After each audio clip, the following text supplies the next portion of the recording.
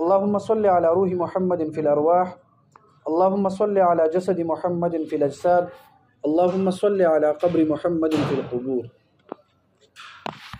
مقدمة المؤلف: الحمد لله الواحد القهار العزيز الغفار مكبر الليل على النهار تذكرة لأولي القلوب والأبصار. الحمد لله الواحد القهار، تمام تعریفونه د الله رب العالمین د پاره دی. الواحد القهار هغه الله رب العالمین د پاره څوک چې یکتا وحده لا شریک له ذات دی، یکتا ذات دی. القهار په معنی د ډیر زیات غالب سره هم راځي، خو بل معنی د قهر نازلون کې سره هم راځي. کله کله الله رب العالمین غوسه شي نو خپل عذاب نازل کې، قهر نازل کې. القهار قهر نازلون کې. العزیز الغفار، العزیز ډیر زیات غالب ذات دی. څه ډیر زیات غالب ذات. جواب برا کوي ښه. نو ګورئ ما ته ګورئ اوس. الحمد لله الواحد القهار، هغه الله رب العالمین د پاره تمام تعریفونه دي. کم الله رب العالمین چې واحد ذات دی، یکتا هم دی، قهار هم دی، غالب هم دی. خانو مخکې سوی مکبر اللیل علی النهار، هغه الله رب العالمین چې هغه بدلون کې دی، هغه اړون کې دی، هغه داخلون کې دی دغه شپې لره په ورځ کې. یعنی هغه الله رب العالمین چې هغه بدلون کې دی، هغه تبدیل کون کې دی، هغه اړون کې دی، هغه داخلون کې دی. یعنی دغه روز او شپه الله رب العالمین یو بل سره بدلوي. یعنی اول شپه راشي بیا ورپسې څه چل وشي، روز راشي. نو چې الله رب العالمین دغه روز او شپه بدلوي نو بیا درته وایي تذکرة لأولی القلوب والابصار، دا یاد دهانی ده د چا د پاره؟ اولی القلوب، د چا چې زړونه وي، د زړونو خاوندان، والابصار چې کم بصیرت لرونکي وي. مطلب دا چې شپه تبدیله شوه نو دا د نیکانو خلکو د پاره، د زړو خاوندانو د پاره او د پوهه خلکو د پاره دي که ډیر زیات نشاندهانی دي. یعنی هغې غور و فکر کوي چې ګوره الله هغه ذات دی چې هغه تیاره په رڼا بدله کی، بیا دغه رڼا په تیاره بدله کی. بیا مخکې درته وایي وتبصرة لذوي الالباب والاعتبار، او دې کې نصیحت دی، عبرت دی. ښه د چا دپاره دی؟ د هر چا دپاره دی. درته وایي نه، لذوي الالباب والاعتبار، د عقلونو خاوندانو دپاره. ذوي الالباب عقلونو خاوندان، والاعتبار د هغه خلکو دپاره دی کې عبرت او نصیحت دی. څوک چې د الله رب العالمین په دغه نعمتونو کې غور او فکر کوي. اعتبار په معنا د الله په قدرت کې غور او فکر کول. صحیح ده؟ یعنی دغه شپه بدلول دا عبرت دی، نصیحت دی. د چا دپاره؟ د هغه چا دپاره څوک چې عقلمن وي، د هغه چا دپاره څوک چې د الله تعالی په دغه قدرت کې غور او فکر کوي. صحیح ده که نه؟ مخکې بیا وایي الذي، الله رب العالمین هغه ذات دی ایقظ من خلقه چې هغه را بیداروي، را ویښوي زړونه، من خلقه د خپل بندگانو نه. د چا زړونه را ویښوي؟ آیا الله رب العالمین د هر چا زړه را ویښوي؟ بیا درته مصنف امام نووي رحمه الله فرمایي نه، من استفاه، د هغه چا لره چې الله رب العالمین غوره کړي، څوک چې د الله خوښ شي هغې زړونه را بیدار کړي. ښه چې زړونه را بیدار شي نو څه چل به وشي؟ زړونه را بیدار شي نو څه چل به وشي؟ بیا درته وایي فزهدهم فی هذه الدار. فزهدهم دو معناګانې ما ته ګورئ. فزهدهم څو معناګانې؟ دوه. یو دا چې فزهدهم فی هذه الدار چې دیو بې رغبته شي په دغه دنیا کې، یعنی د دنیا نه بې رغبته شي، د دنیا نه د دې سوچ غور فکر دا ختم شي، د دې سوچ فکر بیا وروسته روان دی چې کم طرف ته شي. یو معنی څه سره؟ بې رغبته شي د دنیا نه. بله معنی دا چې دیو زاهدین شي، متقیان شي، پرهیزګاران شي په دغه دنیا کې. پوه شوئ؟ یعنی من استفاه چالر چې الله وغواړي څوک چې د الله خوښ وي څوک چې الله خوښ کړي فزهدهم فی هذه الدار دیو بیرغبته یا زاهدین فی هذه الدار په دغه دنیا کې خنو مخکې وشغلهم بمراقبته و ادامه الافکار الله رب العالمین دیو لره مصروف کړي دی څوک چې الله خوښ کړي په بندگانو کې دغه خلکو را الله رب العالمین بیا خوخي کم خلق چې الله تعالی خوښ کی دغه خلق الله رب العالمین بیا مصروف کړي دا په خپل مراقبه کې یعنی څوک چې د الله خوښ دی کنه الله تعالی هغه خلق د الله تعالی په مراقبه کې څه کړي دا مصروف کړي دا وشغلهم مصروف کړي دا بمراقبته د چا په مراقبه کې و ادامه الافکار او د همیشګری په سوچ کې مراقبه او ادامه الافکار په یو معنا سره راځي تاسو به معنا څنګه کوئ بمراقبته د الله رب العالمین په یاد دهانه کې دغه خلک څه شوی دا مصروفه شوی ده کنه بیا و ادامه الافکار لیکن داسې مراقبه و ادامه الافکار چې همیشه دیو د چا په سوچ کې وي د الله په سوچ کې وي و ملازمه الاتعاظ والادکار او دیو نصیحت اخلي یاد دهانی سره او پابندی سره یعنی دا کم خلق چې د الله خوښ شي الله رب العالمین چې چاله را خوښ کی څوک چې د الله خوښ شي دیو د الله په یاد دهانی کې څه چلو شي مصروف شي اغینه پس دیو نصیحت اخلي همیشګری او پابندی سره د قران نه د حدیث نه څه شي کوي نصیحت اخلي یا د غشپو د روز بدلیدو سره دیو څه کوي نصیحت اخلي خدا نصیحت اخلي په همیشګری سره پوهیږي امیر صاحب ووفقهم للدأب في طاعته او توفیق ورکړه الله رب العالمین للدأب دأب په معنا د مشغولتیا سره یعنی الله رب العالمین دیو ته توفیق ورکړه د مشغولی یعنی د مشغولیت توفیق دی له ورکړه الله رب العالمین فی طاعته د الله تعالی په څه شي کې په اطاعت او په عبادت کې یعنی دیو ته دا توفیق چا ورکړه الله رب العالمین ورکړه وتأهب لدار القرار تهب په معنا د څه سره راځي تیارې سره د دې معنی به هم داسې شي ووفقهم وتأهب یعنی الله رب العالمین دیو ته توفیق ورکړه د تیاری د څه شي د تیاری د آخرت لدار القرار د څه شي د آخرت یعنی الله تعالی چې کوم خلق خوښ شي کنه دیو ته الله دومره توفیق ورکړي چې دیو د الله تعالی په اطاعت کې مصروف شي چې کله د الله په اطاعت کې مصروف شي نو دې ته موقع ملاوي شي دې ته توفیق ملاوي شي د آخرت د ژوند څه شي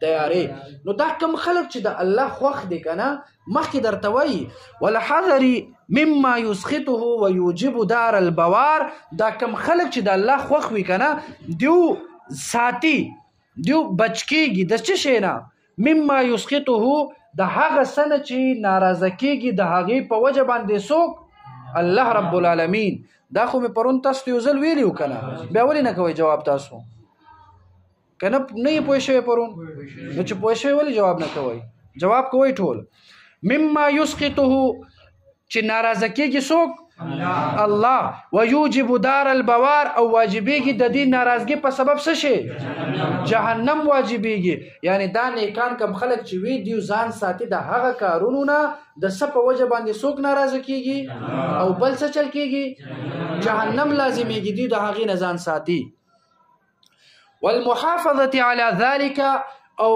په دقه اطاعت باندې دیو قائم اوسېږي څه شي په دقه اطاعت او تابعداري او په عبادت کې دیو قائم اوسېږي مع تغایر الاحوال والاطوار دلته می معنی تاسو ته کړی و چې احوال او اطوار دا په یو معنی سره راځي د حالت سره خو تاسو به معنی د شي کوي على ذلك مع تغایر الاحوال والاطوار دیو قائم اوسېږي پس شي باندې په دغه اطاعت باندې سره بدلیدو د حالت او د اندازې او د کیفیت د احوال معنی به تاسو څه سره کوي حالت سره د اطوار معنی به تاسو کوي په اندازه په کیفیت او په حالت سره یعنی د هغه خلک دي چې په دنیا کې په دیو باندې هر قسمه حالت راشي دغه خلک چرته هم د الله عبادت نه پرېږدي دیو همیشه د الله تعالی په یاد او په مراقبه کې مشغول وي د هغه خلک دی چې د آخرت دپاره تیاریانې کوي مخکې احمده ابلغ حمد زه حمد وایم ډیر زیات بلیغ حمد یعنی زه د الله تعالی ډیر زیات بلیغ حمد بیانوم و ازکاه او ډیر زیات پاکیزه حمدونه زه د چا بیانوم د الله بیانوم و اشمله و انماه یعنی هغه حمد چې ډیر زیات جامع وي یا هغه حمد دومره بلیغ وي و اشمله چې هغه شامل وي د حمد ټول افراد لره یعنی ډیر زیات بلیغ حمد زوایم و انماه یا انما او دا اشمل په یو معنی سره حسابیږي اکثر خو تاسو به داسې وایئ و اشمله چې ډیر زیات بلیغ حمد چې شامل وي ټولو اقسام لره او ورپسې و انماه چې ډیر زیات نفمن وي ډیر زیات ترقی یافته وي نو زه د الله رب العالمین ډیر زیات بلیغ حمد وایم چې هغه شامل وي ټول افرادو د حمد لره او ډیر زیات مفید او نفع بخش وي پوهیږئ څه ناڅه څوک نه پوهیږي او څوک پوهیږئ ټول پوهیږئ که نه ځان سره ټکي لیکئ ګوره سبا به خامخا اورم تاسو نه واشهد او زه ګواهي ورکوم ان لا اله الا الله چې نشته د معبود څوک سوا د الله نه البر چې هغه الله رب العالمین چې ډیر زیات نرمی کون کې دی یا ډیر زیات بلایی یعنی خېګړه کون کې دی زه گواہی ورکوم چې د عبادت لایق څوک دی الله دی لیکن کم الله البر هغه الله چې ډیر زیات نرمی کون کې دی او ډیر زیات بلایی او خېګړه کون کې دی الکریم چې ډیر زیات عزتمند دی الرؤوف الرحیم الرؤوف چې ډیر زیات مهربان دی الرؤوف چې ډیر زیات مهربان دی الرحیم چې نهایت رحم کون کې دی چې نهایت رحم کون کې دی واشهد ز گواهی ورکوم ان محمدا عبده ورسوله چې محمد رسول الله صلی الله علیه وسلم عبده دا بنده د چا دی دا الله ورسوله دا رسول د چا دی وحبیبه دا دوست او ملګری او حبیب د چا دی یعنی محمد رسول الله صلی الله علیه وسلم دا بنده او رسول او حبیب او دوست او خلیل او حبیب په معنی یو سره راځي یعنی محمد رسول الله صلی الله علیه وسلم بنده او رسول او دوست د چا دی د الله دی زه دا گواهی ورکوم کم محمد رسول الله صلی الله علیه وسلم دوست د الله دی او خلیل او محبوب د الله دی مخکې درته وایي الهادي الى صراط مستقیم الهادي الى هغه محبوب علیه الصلاة والسلام چې هغه لارښودونکی دی هغه رهنما دی هغه لارښودونکی دی کم طرف ته الى صراط مستقیم هغه نیغه لاره طرف ته څوک لارښودونکی دی محمد رسول الله صلی الله علیه وسلم والداعی الى دین او هغه محمد رسول الله صلی الله علیه وسلم چې هغه داعی دی رابلون کې دی دعوت ورکون کې دی الی دین قویم هغه دین ته کم دین چې مضبوط دی قویم په معنا د څه سره مضبوط سره هغه محمد رسول الله صلی الله علیه وسلم چې هغه دعوت ورکون کې دی څه سره هغه دین مضبوط طرف ته دین مضبوط د مراد څه شي ده دین اسلام دی صلوات الله رحمتونه وی د الله رب العالمین وسلام او د الله رب العالمین طرف نه دی سلام وی علیه پچا باندې و محمد رسول الله صلی الله علیه وسلم باندې وعلى سائر النبیین او پټول انبیاء کرام باندې درود او رحمتونه او سلام دی وی و آل کل او د ټول انبیاء کرام په دغه اهل باندې و آل کلن مراد څه دی د ټول انبیاء کرام په اهل باندې وسائر الصالحین او په ټول نیکانو باندې اما بعد پس لدی حمد او ثنا فقد قال الله تعالی فرمایلی دی الله رب العالمین تحقیق سره وما خلقت الجن والانس الا ليعبدون ما ند پیدا کړي وما خلقت ما ند پیدا کړي الجن دغه پیریانو لرا والانس دغه انسانانو لرا الا ليعبدون مگر څه د پاره د خپل عبادت د پاره الله رب العالمین فرمای چې ما دغه پیریان او دغه انسانان ما په دنیا کې عبس کارونو د پاره پیدا کړي نه دي. صرف د انسان د تخلیق د انسان د پیدایش یو مقصد دی چې څه شي ده د الله تعالی عبادت دی. ما اريد منهم من رزق ما اريد هیڅ اراده نه لرم منهم لدیونا من رزق د رزق. الله رب العالمین فرمایي دیونه د رزق اراده ز نه لرم. وما اريد ان يطعمون او نه دا اراده ز لرم چې دیو دی په ما باندې سو کی خوراک وکی.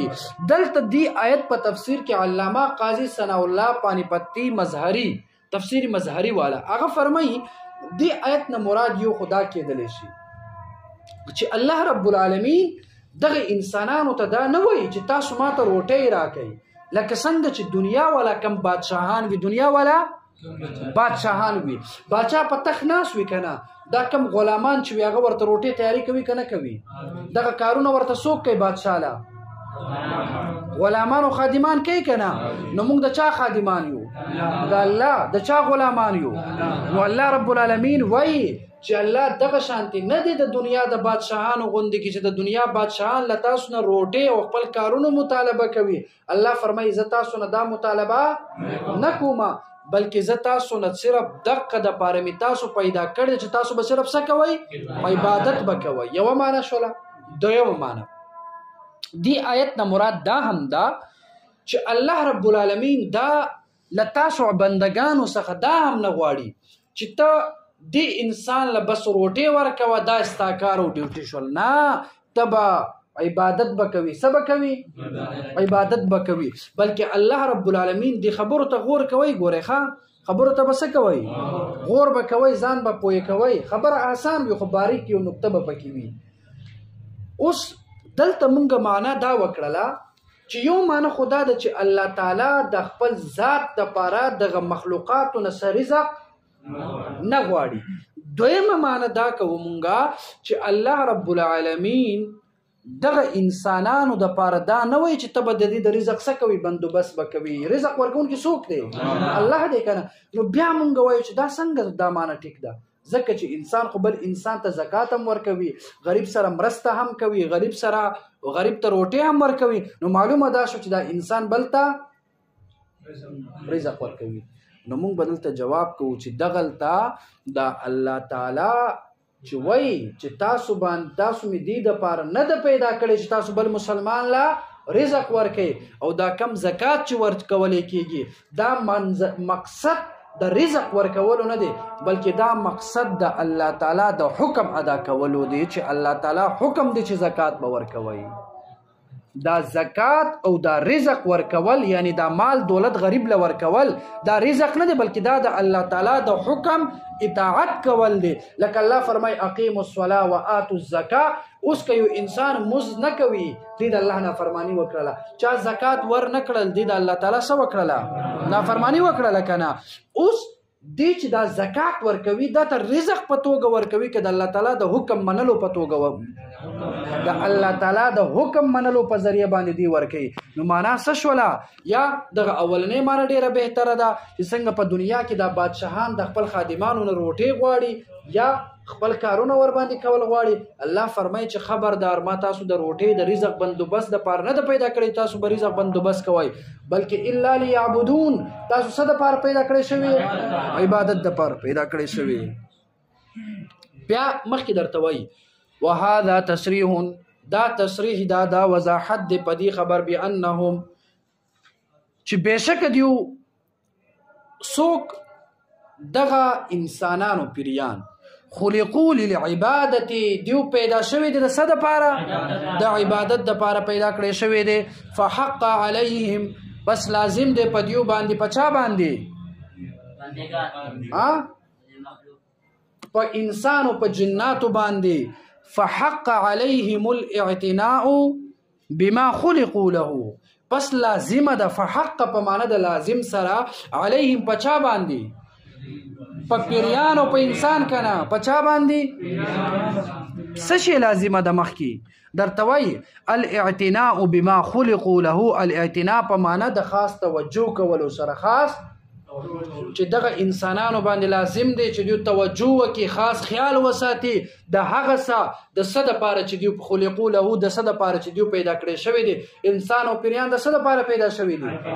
د عبادت دپاره. نو درته وایي چې لازم دی دغه انسان دپاره چې دوی غور وکړي، فکر وکړي، خیال وساتي، توجه وکړي څه طرف ته؟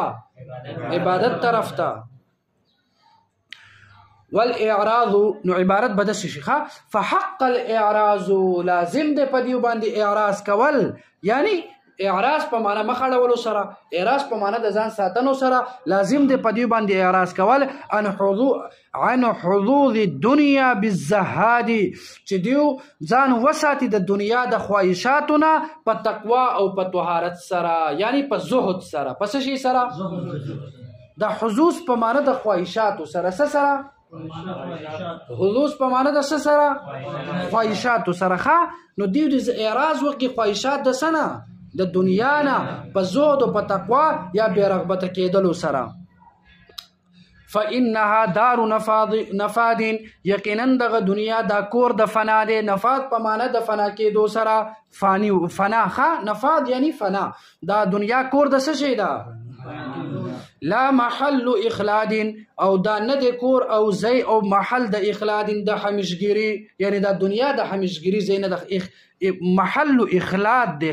محل اخلاد د په معنا د څه شی سره؟ همیشګری. دا ځای د همیشګری نه ده. ومرکب عبور او دا ذریعه د سفر ده، یعنی سواری او سورلی د سفر ده. دا دنیا یو مثل د سورلی او د سفر ده. لکه د دنیا کې موږ سواری او چرته ځو، آخرت ته ځو کنه. دلته انسان په ګاډي کې سوچ چرته ځي؟ آخرت ته. او ټیک ده په دنیا کې د دنیا مثال د څه شي ده؟ د ګاډي. دا هم ټیک ده. هم دغه کتاب والا وایي دړون گزار کله کله سم لګي. نو دا دنیا سورلی د څه شي ده؟ د آخرت ده. لا منزل حبور او نه دا مستقل ځای. منزل په معنا د مستقل ځای سره لیکي خزان سره. منزل په معنا د څه سره ده؟ او نه دا مستقل ځای. حبور د خوشحالي. دا حبور په معنا د خوشحالي سره راځي، یعنی دا دنیا د خوشحالي ځای نه، د دنیا دا ومشرع انفصام او دا لار دی د څه شي؟ د جدا کېدو. انفصام په معنا د جدا سره، یعنی دا دنیا لار دی د څه شي؟ تاسو دی کوي ولی جواب نه کوي؟ امیر صاحب نه پوهیږي دا نور ولی نه کوي جواب؟ تاسو نه پوهیږئ. لکه مشرع دا لار ته وي، انفصام جداوالی ته وایي. نو دا لار د څه شی شو؟ د جداوالي. ما ته چې تاسو کله جواب راکوئ که نه، نو بیا به زه مطمئن یم چې زه څه وایم تاسو په دې باندې پوهیږئ. او چې کله ټول داسې ګوګوشتو ما ته غلي ناست زه به دا سوچ کوم چې تاسو نه پوهیږئ. او چې کله نه پوهیږئ بیا سبق فایده نه کوي. تاسو به ما ته جواب راکوئ، ما ته چې اندازه ولګي. لا مواطن دوامین او نه دی دا ځای. مواطن په معنا د څه سره؟ ځای سره. دوامین د همیشګري. دواړه په یو معنا سره راځي. لا مواطن دوامین دا نه دی ځای د همیشګري، د همیشه د دواموالي. فلهذا كان الایقاظ نو د په دې وجه باندې کم خلک چې رابېښودونکي دي من آلها د دنیا نه هم العباد هغه څوک دی عبادت کوونکي دي. څه مطلب د دې عبارت؟ د دې عبارت مطلب دا شوله چې کم خلک چې رابېدارېدونکي دي د دنیا د اهل نه، یعنی د دنیادار خلکو نه کم چې راوېښودونکي دي، کم چې غور او فکر کوونکي دي، کم چې پوهېدونکي دي، دغه خلک چې کوم ده که نه وعاقل الناس دا ډېر زیات عقلمند دی. یعنی دنیا کې هغه خلک ډېر زیات عقلمند دي کم چې رابېدارېدونکي دي، کم چې پوهه کېدونکي دي، کم چې عبرت حاصلوونکي دي فیها په دغه دنیا کې. ومزهاد دا هغه خلک دي چې بې رغبته د څه شی نه دي؟ د دنیا نه. بې رغبته د څه شی نه دي؟ یا دا ډېر زیات زهاد یعنی زاهد او تقواداران او پرهیزګاران دي. پوهېږئ که نه؟ په خبره باندې پوه شوله؟ دا د ټول نننې د درس شوله. اوس 2-3 منټه پاتې دي، نو کتابونه بند کړئ او ما ته وګورئ. دا خو مونږ د دې سبق لفظي معنا او ترجمه مونږ وکړله. څه شی مو وکړله؟ ترجمه. اوس د دې مطلب او غرض او مقصد او مفهوم څه شي ده چې په هغه ځان پوهه کو. اول امام نووي رحم الله په کتاب سر کې د ټولو نه اول درته حمد د الله رب العالمین بیان شو. څه بیان شو؟ بیا درته وایي چې هغه الله چې هغه قهر نازلونکی دی، هغه الله چې هغه عزیز ذات دی، ډېر زیات غالب او عزتمند ذات دی، الغفار چې ډېر زیات غالب ذات دی، او مکور اللیل علی النهار چې هغه ذات چې هغه د شپه بدلونکی د ورځې سره دی، غالب ذات دی، دومره غالب دی چې هغه د شپه بدلوي څه سره؟